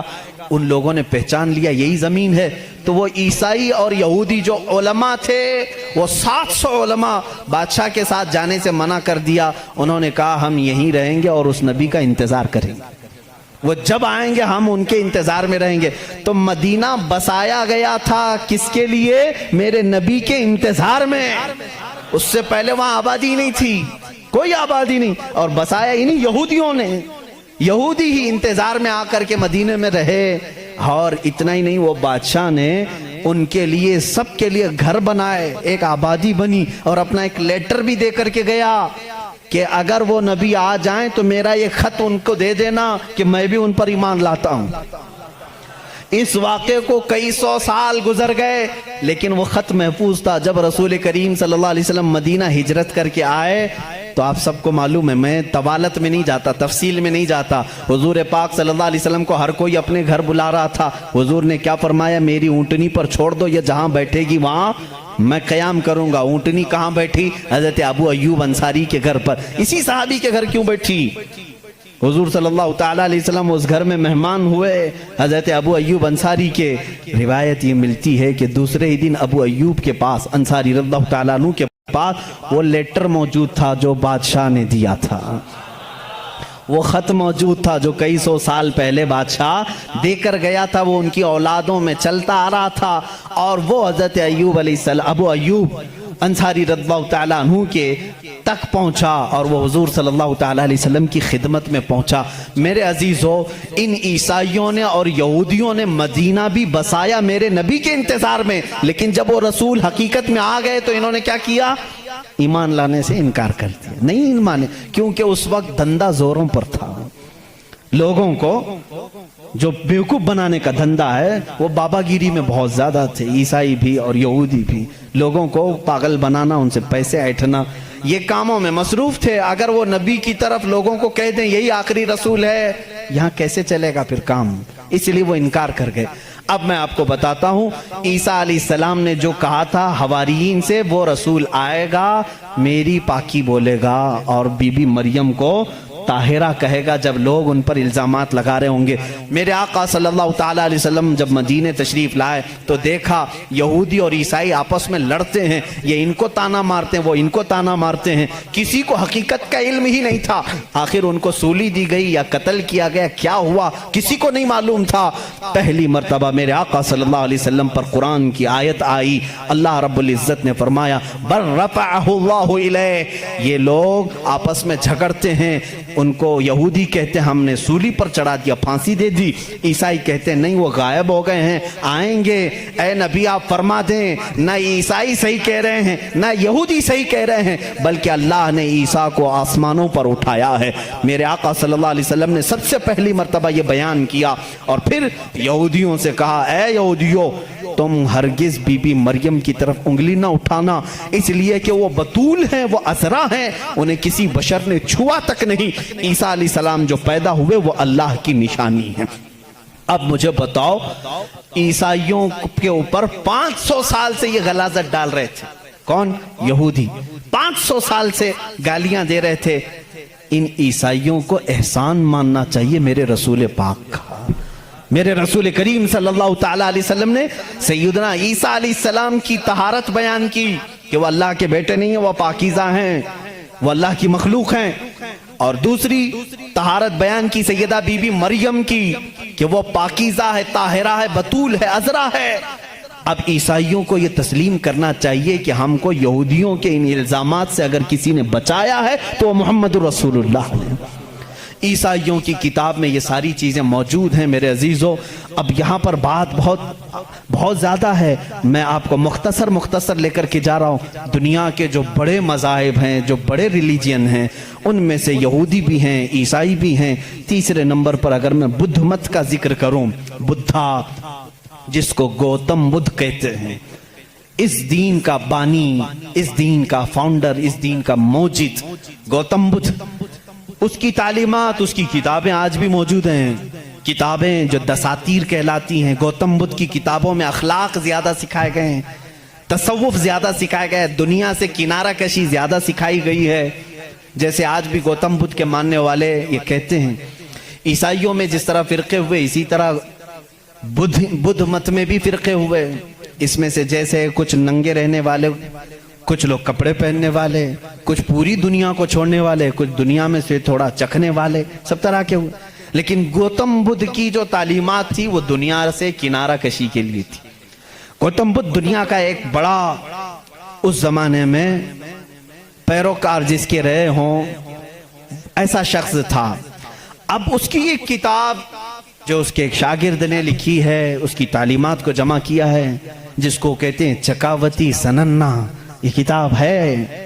اس کتاب میں گوتم بدھ تعلیم دے رہا ہے، کہتا ہے کہ اے میرے چاہنے والوں، اے میرے مریدوں، اے میرے شاگردوں، سنو میں تمہیں ایک بڑی بات بتاتا ہوں۔ کہا میں ایک ہی بدھا نہیں ہوں، دنیا میں ایک بہت بڑا بدھا آئے گا۔ بدھا کہتے ہیں پاکیزہ اور مقدس آدمی کو، مقدس آدمی کو بدھا اس زبان میں کہا جاتا ہے۔ ایک اور ایک بڑا بدھا آئے گا اور وہ تبلیغ کرے گا۔ اس کی تبلیغ شروع میں بھی عروج پر ہوگی اور جب پھیلے گی تو ہزاروں کی تعداد میں ہوگی۔ اس نے کہا جس طرح میرے شاگرد سینکڑوں میں ہیں، اس کے شاگرد لاکھوں میں ہوں گے۔ بدھا نے کہا گوتم بدھ عیسیٰ علیہ السلام سے بھی 700 سال پہلے کا ہے۔ 700 سال پہلے عیسیٰ علیہ السلام سے، میں تو عیسیٰ علیہ السلام کا ذکر کر چکا ابھی۔ گوتم بدھ کی تعلیمات میں یہ ہے، کتاب آج بھی ہے چکاوتی سننا جس کا میں ذکر کر رہا ہوں، جس میں ایک لفظ اس نے کہا کہ ایک شخص آئے گا جو لوگوں کے دلوں کو بدل دے گا، لوگوں کو برے اخلاق سے نکالے گا، وہ شراب کو منع کرے گا اور وہ لوگوں کی جانوں کو بچائے گا، وہ عورتوں کی عزت کرے گا اور وہ نہایت ہی حسین و جمیل ہوگا۔ یہ سب الفاظ موجود ہیں۔ اس کے شاگردوں نے پوچھا اب وہ آئے گا تو ہم اس کو کیسے پہچانیں؟ اس نے بھی ایک لفظ کہا، اس نے کہا وہ مائتریہ ہوگا۔ یہ وہی الفاظ میں بیان کر رہا ہوں، تھوڑے خشک ہیں، اس کو سمجھ لیں آپ، اس لیے کہ میری تقریر وہ لوگ بھی سنیں گے تو وہ چیک کریں گے۔ مائتریہ ہوگا۔ گوتم بدھ کہتا ہے وہ آئے گا، وہ اس کو مائتریہ کہیں گے، مائتریہ کہیں گے۔ مائتریہ کا اب لفظ کا ترجمہ نکالنا پڑے گا کہ کیا ہے یہ، حقیقت میں اس کا معنی کیا ہے۔ مائتریہ کا جب عربی میں ٹرانسلیٹ کیا گیا تو اس کو کہا گیا رحمت للعالمین۔ اس نے کہا اس کو کہا جائے گا مائتریہ۔ مائتری کا مطلب ہوا سارے جہانوں کے لیے جو رحمت ہوگا۔ مجھے بتاؤ میرے عزیزوں، سارے جہانوں کے لیے رحمت میرے نبی کے علاوہ کون بن کر آیا؟ قرآن کہتا وما ارسلناک الا رحمت للعالمین، اے محبوب ہم نے آپ کو سارے جہانوں کے لیے رحمت بنا کر کے بھیجا ہے۔ گوتم بدھ نے پھر جو نشانیاں بتائی ہیں وہ حیرت کی ہیں، حیرت کی ہیں۔ اس کا ایک خادم تھا انندا نام سے، اس خادم کو لے کر کے وہ ہمیشہ چلتا تھا اور اس کی وہ بڑی حفاظت کرتا تھا انندا۔ اور سری لنکا کی زمین پر یا کسی اور علاقے میں اس نے انندا نے پوچھا کہ تم جس مائتریہ کا ذکر کرتے ہو کہ ایک بڑا بدھا آئے گا، اس کی کچھ نشانیاں بھی تو بتاؤ۔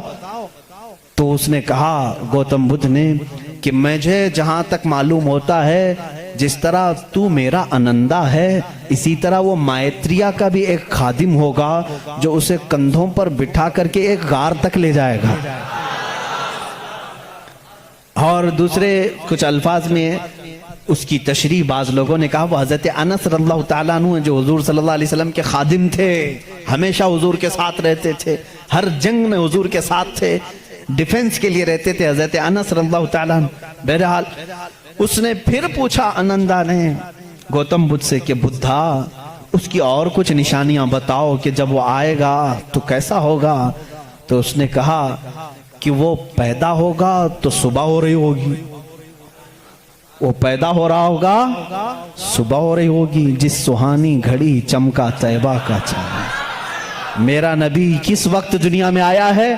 صبح صادق کے وقت ہے، جب صبح سورج ابھی طلوع نہیں ہوتا، جو نماز فجر کا وقت ہو رہا ہوتا ہے، اسی صبح صادق میں میرے آقا کی جلوہ گری ہوئی ہے۔ یہ ان کی کتابوں سے۔ میں پہلے اب یہاں پر ایک بات اس کو واضح کر دوں، سپشٹ کر دوں اس چیز کو ان کی زبان میں، کہ ہمیں ہماری نبی کو پہچاننے کے لیے کسی دوسرے دین کی ضرورت نہیں۔ میں اپنے نبی کو رحمت للعالمین تسلیم کرتا ہوں، میرا قرآن کہہ رہا ہے بس مجھے کافی ہے۔ میں تو تم سے کہہ رہا ہوں، ان لوگوں سے جس کو تم مقدس مانتے ہو، چلو ہم انہی کو اٹھا کر تمہیں بتائیں۔ ظاہر سی بات ہے، الفضل لما شہید بہ الاعداء، عربی میں کہا جاتا ہے فضیلت تو اس کی ہے جس کی دشمن بھی گواہی دیتے ہیں۔ اب بدھا یہ کہتا ہے، گوتم بدھ یہ کہتا ہے کہ وہ بدھا آئے گا تو وقت صبح کا ہو رہا ہوگا۔ پھر کہا اس نے کہ اس کی ایک اور علامت میں تمہیں بتاؤں کہ اس کو بہت بڑی بصیرت ملے گی، بہت بڑی بصیرت، نالج اس کے پاس بہت بڑا آئے گا، اتنا بڑا آئے گا کہ وہ اس نالج سے پوری دنیا کو دیکھے گا، اتنا نالج اس کے پاس۔ میں اس کو بصیرت کو نالج کہہ رہا ہوں، اتنی فہم، اتنی ادراک اس کو ملے گی۔ یہ گوتم بدھ کہہ رہا ہے اپنے خادم سے، آنندا سے، کہ اتنی نالج اس کو ملے گی کہ اس سے وہ پوری دنیا کو دیکھے گا اور اسی سے وہ پوری دنیا کے نظام کو چلانے کی بات کرے گا۔ لیکن اس کی علامت یہ کہ یہ ہوگی کہ وہ جو نالج، وہ جو بصیرت اس کو ملے گی اس بدھا کو، وہ رات کے وقت ملے گی۔ وہ کب ملے گی؟ رات کے وقت ملے گی۔ میں یہ کہتا ہوں جس بصیرت کا وہ ذکر کر رہا تھا میرے مصطفیٰ کے لیے، وہ قرآن پاک ہے، اور وہ نازل ہوا ہے۔ قرآن خود کہتا ہے اِنَّا أَنزَلْنَاهُ فِي لَيْلَةِ الْقَدْرِ، ہم نے قرآن کو نازل کیا ہے۔ کب نازل کیا ہے؟ لیلۃ القدر میں، رات کے وقت نازل کیا ہے۔ گوتم بدھ کہہ رہا ہے اسے ایک بصیرت ملے گی، بہت بڑی نالج ملے گی، اور وہ رات کے وقت ملے گی، اور وہ رات بہت چمکدار ہوگی۔ وہی تو ہمارا قرآن کہہ رہا ہے لیلۃ القدر خیر من الف شہر، اس رات کو تم کیا جانو، وہ ایک رات 1000 مہینوں سے بہتر ہے۔ رات کے وقت بصیرت ملی۔ تیسری اور ایک اس نے علامت بتائی، اس کے خادموں نے بہت پوچھا، انہوں نے پوچھا اچھا کیا، باقی بدھوں کے لیے پوچھا، اور اس نے کہا کہ اس کی ایک اور علامت تم دیکھو کہ وہ مائتریہ جو ہے، وہ جو سب سے بڑا بدھا ہوگا، وہ جب دنیا سے جا رہا ہوگا تو وہ اور بھی رات کا وقت ہوگا، دنیا سے جا رہا ہوگا وہ بھی رات کا وقت ہوگا، لیکن اس کے چلے جانے کے بعد کوئی اس جیسا بدھا قیامت باقی کبھی نہیں آئے گا، کبھی نہیں آئے گا، اور اس رات اندھیرا ہوگا۔ یہ سب اس نے، یہ چکاوتی سننا جو کتاب میں بتا رہا ہوں اس میں، اور کچھ دساتیر ہیں اس میں یہ باتیں بیان کی گئیں۔ اب میں آپ کو بتاؤں وفات رسول کے متعلق، میرے آقا صلی اللہ تعالیٰ علیہ وسلم جس وقت دنیا سے رخصت ہو رہے تھے، ماں عائشہ صدیقہ رضی اللہ تعالیٰ عنہا اس کی گواہ ہیں، وہ پیر کا دن تھا، شام ہو چکی تھی، رات کا وقت تھا، بعض روایات میں ہے۔ رسول کریم صلی اللہ تعالیٰ علیہ وسلم اس وقت نزع کی عالم میں تھے، حضرت عائشہ صدیقہ کے زانوں پر سر رکھ کر آرام فرما تھے، اور اچانک دروازے پر دستک ہوئی، اور حضور اکرم صلی اللہ علیہ وسلم نے فرمایا اجازت ہے اندر آ جاؤ۔ حضرت عائشہ نے کہا کون ہے جو اندر آ رہا ہے، اس حالت میں آپ کی تکلیف ہے ابھی؟ رسول کریم صلی اللہ علیہ وسلم نے فرمایا عائشہ یہ وہ آیا ہے جو کسی کے پاس جانے کے لیے کبھی اجازت نہیں مانگتا، وہ ملک الموت، صرف میرے پاس آنے کے لیے وہ اجازت مانگ رہا ہے، اور آج کے بعد پھر کسی کے پاس جانے کے لیے اجازت نہیں مانگے گا۔ میں نے اجازت دے دی، ملک الموت آئے، رسول کریم صلی اللہ تعالیٰ علیہ وسلم کی روح پاک کو نکالا، رب اعلیٰ کے پاس لے گئے۔ یہ حضور کی وفات کے آخری اوقات، وہ بڑے غمگین ہیں، میں پھر جذبات میں ڈوب جاؤں گا۔ حضور اکرم صلی اللہ تعالیٰ علیہ وسلم جب وفات پائے حضرت عائشہ صدیقہ رضی اللہ تعالیٰ عنہ کو خبر ہی نہیں تھی اس چیز کی، وہ باتیں کرتے ہوئے مصروف تھی، حضور اکرم صلی اللہ تعالیٰ علیہ وسلم کے ساتھ باتیں کرنے میں وہ مصروف تھیں۔ اچانک صدیق اکبر رضی اللہ تعالیٰ عنہ حجرے میں داخل ہوئے، اندھیرا تھا۔ حضور اکرم صلی اللہ علیہ وسلم کے جسم اقدس کے پاس جیسی آئے، حضرت صدیق اکبر نے محسوس کر لیا کہ اللہ کے آخری رسول اب دنیا سے پردہ فرما چکے، آپ اپنے آنسوؤں کو ضبط نہ کر سکے، آپ نے انا للہ پڑھا اور سیدھے میرے آقا کے ماتھے کو بوسہ دیا، اور اس کے بعد روتی ہوئی آنکھوں سے صدیق اکبر نے کہا واللہ لن یجمع الموتین، اللہ کی قسم اب اللہ تعالیٰ دوسری موت کبھی آپ پر نہیں لائے گا، ایک موت آنی تھی وہ آ گئی، اے رسول اب دوسری موت کبھی نہیں آئے گی۔ حضرت عائشہ نے یہ سن کر کے فوراً استعجاب کا اظہار کیا۔ وہ کہتی ہیں اس وقت تک انہیں احساس نہیں ہوتا کہ یہ آقا رسول کریم صلی اللہ تعالیٰ علیہ وسلم دنیا سے پردہ کر چکے ہیں۔ حضرت عائشہ کو انہوں نے اٹھایا، میرے آقا صلی اللہ تعالیٰ علیہ وسلم کے جسم ناز کو جب انہوں نے سلایا، جانتے ہو یہ وہ رات تھی۔ حضرت عائشہ کہتی ہیں میرے حجرے میں حضور کا یہ آخری دن تھا، لیکن سوئے اتفاق کہ اس رات میرے گھر میں چراغ جلانے کے لیے تیل بھی نہیں تھا، یہ روایت مشہور ہے۔ جس رات رسول کریم صلی اللہ علیہ وسلم کی وفات ہوئی وہ اندھیری رات تھی، اور اندھیرا کیوں نہ ہو جب سورج غروب ہو جائے، جب آفتاب غروب ہو جائے تو اندھیرا کیسے نہ ہو۔ لیکن میرے عزیزوں اس بات کو میں یہاں بتانا چاہتا ہوں، بدھزم میں یہ بات بتائی گئی، گوتم بدھ نے یہ خود کہا کہ وہ مائتریہ آئے گا تو روشن ہوگا، جب وہ جا رہا ہوگا تو نہایت ہی اندھیرا ہوگا، روشنی نہیں ہوگی، لیکن اس کا چہرہ چمک رہا ہوگا۔ عزیزان گرامی مجھے بتاؤ جتنی علامتیں اس نے بتائی ہیں یہ میرے نبی کے علاوہ کس کی ذات میں پائی جاتی ہیں؟ اور بھی دیگر مذاہب ہیں دنیا کے، وقت نکل گیا۔ زردشتی مذہب جو مجوسی ہیں ان کی بھی کتاب ہے زندہ وسطہ نام سے، یہ فارسی کے لوگ تھے، ایرانی الاصل تھے، آگ کی پوجا کرتے تھے، ان کی کتاب میں بھی لکھا ہے، پارسیوں کی کتاب میں لکھا گیا ہے کہ ایک نبی آئے گا جو عرب میں پیدا ہوگا، وہ آگ کو بجھا دے گا اور کعبے کی طرف سارے لوگوں کے منہ کو موڑ دے گا۔ اس نے کہا اس وقت تک لوگوں کا قبلہ کعبہ نہیں تھا، بیت المقدس کی طرف منہ کر کے پڑھتے تھے۔ زندہ وسطہ کتاب یہ پارسیوں کی کتاب ہے جس میں یہ زردشتی مذہب کو مانتے ہیں، وہ اس میں بشارت دی گئی ہے ایک نبی آئے گا، عرب میں پیدا ہوگا، آگ کو بجھا دے گا اور سارے لوگوں کا منہ کعبے کی طرف پھیر دے گا۔ مجھے بتاؤ کعبے کی طرف کسی اور نبی نے نہیں پھیرا، بلکہ مصطفیٰ کریم صلی اللہ تعالیٰ علیہ وسلم جب مدینہ طیبہ تشریف لائے اس وقت بھی لوگوں کا قبلہ بیت المقدس تھا، بیت المقدس قبلہ تھا۔ حضور صلی اللہ علیہ وسلم 17 مہینے تک بیت المقدس کی طرف منہ کر کے نماز پڑھاتے رہے۔ مدینہ طیبہ میں ایک علاقہ ہے آج بھی، وہاں جہاں آج مسجد قبلتین بنی ہوئی ہے، وہاں میرے آقا صلی اللہ علیہ وسلم ظہر کی نماز پڑھا رہے تھے، 2 رکعت ہو چکی تھی۔ بیت المقدس اس طرف ہے، خانہ کعبہ اس طرف ہے، دونوں اپوزٹ سائیڈ میں ہیں۔ بیت المقدس کی طرف منہ کر کے میرے آقا امام ہیں، نماز پڑھا رہے ہیں، پیچھے صحابہ کی صفیں، 2 رکعت ہوئی تھی۔ حضور کے دل میں یہ خیال آنے لگا کاش ہمارا چہرہ کعبے کی طرف ہوتا تو اچھا ہوتا۔ بیت المقدس بھی افضل ہے، لیکن کعبہ وہ ہے جہاں میرے آقا کی ولادت ہوئی ہے، میرے آقا کا آبائی وطن۔ حضور کعبے سے نہایت محبت کرتے تھے، اگر ہمارا قبلہ ہمارے چہرے کا رخ اس طرف ہوتا تو زیادہ اچھا ہوتا۔ یہ دل میں خیال کر کے میرے آقا آسمان کی طرف یوں دیکھ رہے تھے، کب؟ نماز کی حالت میں۔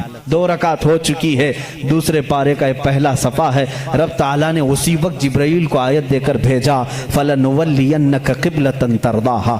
آیت کہتی ہے قَدْ نَرَا تَقَلُّبَ وَجْهِكَ فِي السَّمَاءِ، اے محبوب ہم آپ کا آسمان کی طرف چہرہ اٹھانا دیکھ رہے ہیں، ہم انقریب آپ کے چہرے کو اسی طرف پھیریں گے جہاں آپ کی خوشی ہے۔ اتنی آیت ہی نہیں آئی، اتنی آیت نہیں آئی، اس کے فوراً بعد دوسری اسی آیت میں جبرائیل امین یہ آیت لے کر کے آئے، فَوَلِّ وَوَلِّ وَجْهَكَ شَطْرَ الْمَسْجِدِ الْحَرَامِ، اے نبی دیر کس بات کی، اثر میں نہیں، ابھی آپ اپنا چہرہ کعبے کی طرف فرمائیں۔ خانہ کعبہ کی طرف سارے لوگوں کا قبلہ بدل گیا۔ دیکھو اس رسول کی 2 رکعت بیت المقدس کی طرف ہوئی، آپ پھر گئے، صحابہ پھر پیچھے حضور کے آ گئے، بلکہ ایک روایت میں حضور صلی اللہ علیہ وسلم چل کر کے آگے آئے، آپ امام تھے اور صحابہ پھر صفیں اسی طرح سے۔ وہ نماز نہ ٹوٹی نہ چھوٹی نہ پھوٹی، حالانکہ اس نماز میں رد و بدل ہوا، 2 رکعت اس طرف پھر کر کے 2 رکعت اس طرف پھر کر کے۔ ہم اگر پھریں گے تو نماز ٹوٹ جائے گی، وہ صحابہ کی نماز ٹوٹی نہیں، اس لیے کہ اس میں درس ہے۔ نماز تو اصل وہی ہے جو فرمان مصطفیٰ کے تابع ہو، رسول جس طرف رخ کرے۔ اور صحابہ کا یہ مذہب بھی تھا۔ کچھ صحابہ بیان کر رہے ہیں، بخاری شریف کی حدیث ہے، مسلم میں حدیث ہے، ایک صحابی سے پوچھا گیا حضور اکرم صلی اللہ تعالیٰ علیہ وسلم ظہر اور عصر کی نماز میں کچھ پڑھتے تھے کہ نہیں پڑھتے تھے؟ سری نماز ہے نا، قرات تو نہیں ہوتی تھی، لیکن حضور امام ہوتے، وہ خود بھی خاموش کھڑے ہوتے یا پڑھتے تھے؟ یہ بڑا عجیب سوال ہے نا۔ اب ظہر کی نماز میں حضور کچھ پڑھتے بھی تھے کہ نہیں پڑھتے تھے؟ سب امام خاموش رہتے ہیں، لیکن آپ نے کبھی پوچھا امام صاحب آپ خاموش تو ہیں، سیدھے منہ بند کر کے کھڑے رہتے ہیں یا کچھ آپ ہلکے ہلکے میں پڑھتے ہیں؟ صحابہ سے کسی نے پوچھا، کچھ صحابہ نے کہا نہیں حضور پڑھتے ہیں۔ سنائی تو کسی کو نہیں دیتا تھا۔ اس صحابی سے پوچھا گیا کیسے معلوم حضور نماز میں پڑھتے ہیں؟ کہتے ہیں حضور اکرم صلی اللہ علیہ وسلم کی داڑھی ہلتی ہوئی ہم نماز میں دیکھتے تھے، حضور پاک کی داڑھی ہلتی تھی، اس کی علامت ہے کہ حضور کچھ تلاوت کرتے تھے۔ اب اس صحابی سے پوچھو آپ کا چہرہ کس طرف ہوتا تھا؟ آپ کا چہرہ کس طرف ہوتا تھا؟ نماز تو قبلے کی طرف منہ کر کے پڑھی جاتی ہے، آپ حضور کا چہرہ دیکھ رہے تھے، داڑھی ہلتی ہوئی دیکھ رہے تھے۔ وہ صحابی کی زبان سے بھی وہی ان کی روح پکارے گی جو اعلیٰ حضرت نے کہا ہے، حاجیو آؤ شہنشاہ کا روزہ دیکھو، کعبہ تو دیکھ چکے، کعبے کا کعبہ دیکھو، غور سے سن تو رضا، کعبے سے آتی ہے صدا، میری آنکھوں سے میرے پیارے کا روزہ دیکھو۔ کعبے کا وہ کعبہ ہے، صحابہ اکرام دیکھتے تھے۔ تو میں یہاں پر بات یہ کر رہا تھا، زرتشتی مذہب میں، پارسیوں کے مذہب میں جو کتاب ان کی مقدس ہے جس کو زندہ وسطیٰ کہتے ہیں، اس میں یہ بشارت انہوں نے دی ہے ایک نبی آئے گا، ایک شخص آئے گا، عرب میں پیدا ہوگا، آگ کو بجھا دے گا اور سارے لوگوں کا منہ پھیر کر کے کہاں کرے گا؟ کعبے کی طرف کر دے گا۔ انہوں نے جو کہا تھا وہ صحیح کہا تھا۔ وہ رسول محتشم صلی اللہ علیہ وسلم تشریف لائے، اور جس وقت میرے آقا تشریف لائے تھے ایران میں 1000 سال سے آگ جل رہی تھی، اچانک بجھ گئی، آگ بجھ گئی۔ سارے کاہن اس دن پریشان تھے، اس آگ کو کبھی ہم نے بجھنے نہیں دیا تھا، آج کیسے بجھ گئی؟ وہی دن تھا 12 ربیع الاول کا، جب کسریٰ بادشاہ کے محل میں دراڑ پڑ گئی، جس محل کے بارے میں اس کا چیلنج تھا کہ اس کو دنیا کی کوئی طاقت گرا نہیں سکتی، وہ آج بھی موجود ہے عراق کے ایک شہر مدائن میں۔ لوگ کہتے ہیں کسریٰ کا محل، ہم دیکھنے کے لیے بھی گئے ہیں کئی مرتبہ، اس میں بیچ میں سے ایک دیوار ایسی ٹوٹی ہے کہ اندر سے آدمی جا آ سکتا، اتنی بڑی دراڑ ہے۔ بادشاہ اس محل میں بیٹھتا تھا، وہ ٹوٹی کیسے پھٹی کیسے، اس نے بھی بلایا سارے نجومیوں کو، یہ کیا ہو گیا؟ اچانک کسی نے ہتھوڑا بھی نہیں مارا لیکن یہ ٹوٹ گئی۔ ایران میں ان سارے لوگوں نے بلایا، آگ 1000 سال سے نہیں بجھی تھی، آج کیسے بجھی؟ کسی نے پانی بھی نہیں ڈالا۔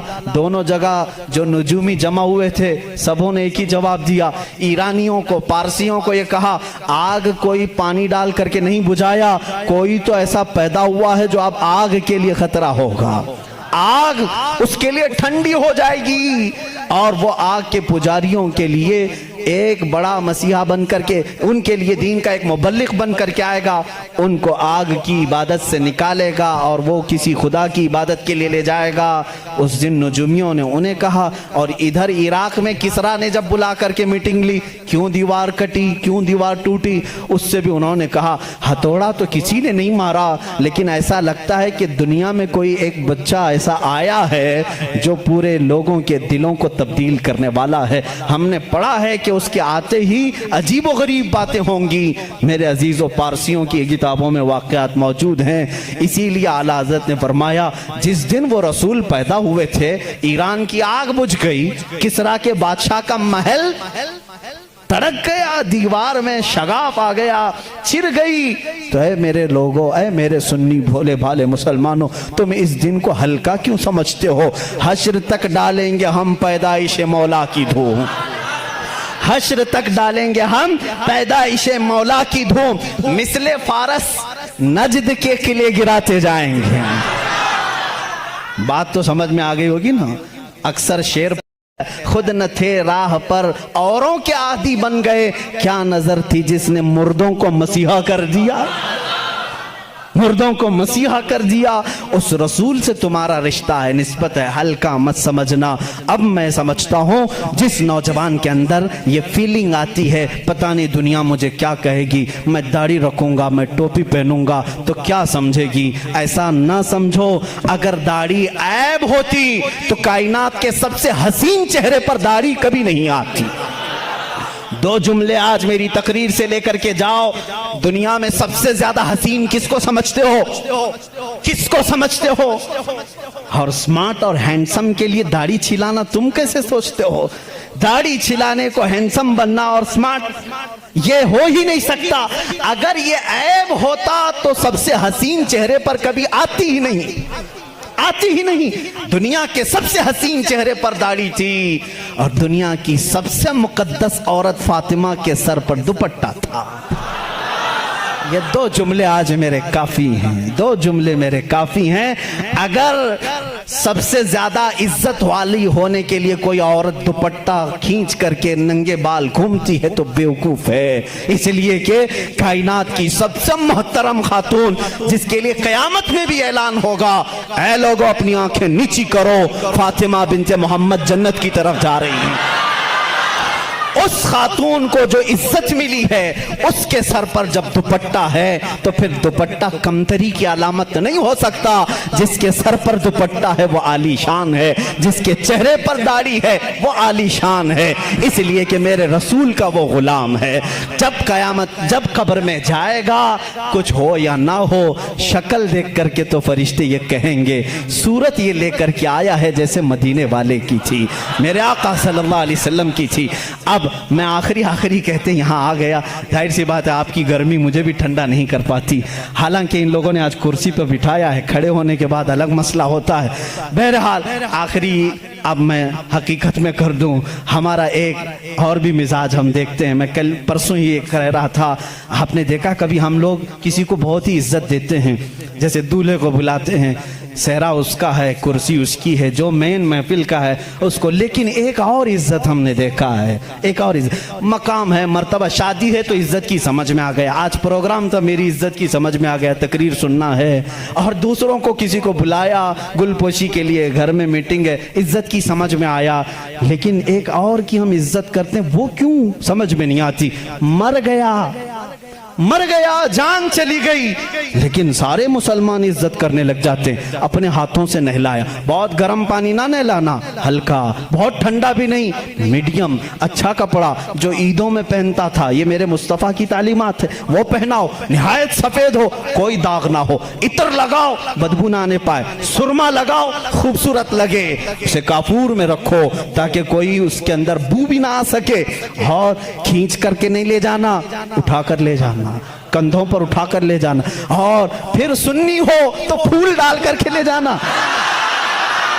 फूल डाल करके ले जाना, और आराम से धक्के ना देना। और फिर यहां तक कहा गया जनाजे के आगे मत चलना, उसे सबसे आगे रखना। ये इतना एहतराम। मर गया भाई, अब दुनिया में उसका क्या काम है, क्यों इतनी इज्जत? नहला रहे हो, पहना रहे हो, खुशबू लगा रहे हो, सुरमा लगा रहे हो, फूल पहना रहे हो, अब कहां उसकी शादी, कांधे पे उठा कर ले जा रहे हो। तब हमें बुजुर्गों ने फरमाया, नादान, इसकी ये इज्जत इसलिए है आज ये रात में जा रहा है जलवा रसूल देखने के लिए। क्या तू जब भी अपने माशरे में हज के लिए कोई जाता है, हाजी को घर बुलाते हैं, दावत करते हैं, फूल पहनाते हैं, चादर डालते हैं, क्यों मियाँ? पूछा हमने, क्यों इतना इसकी इज्जत हो रही है? कहते हैं काबा देखने जा रहा है, काबा देखने जा रहा है, हाजी काबा देखने जा रहा है, इतनी इज्जत है। इसीलिए मेरे अजीजों, हम मरने से भी नहीं डरते, हमारी इज्जत इतनी होती है कि हम रसूल का जलवा देखने जा रहे हैं। میرے عزیزو اسی پر میں اپنی گفتگو کو ختم کرتا ہوں. اب تو پائے ناز سے اے فرشتوں میں کیوں اٹھوں, اب تو پائے ناز سے اے فرشتوں میں کیوں اٹھوں, مر کے پہنچا ہوں یہاں اس دل ربا کے واسطے. وآخر دعوانا الحمدللہ رب العالمین.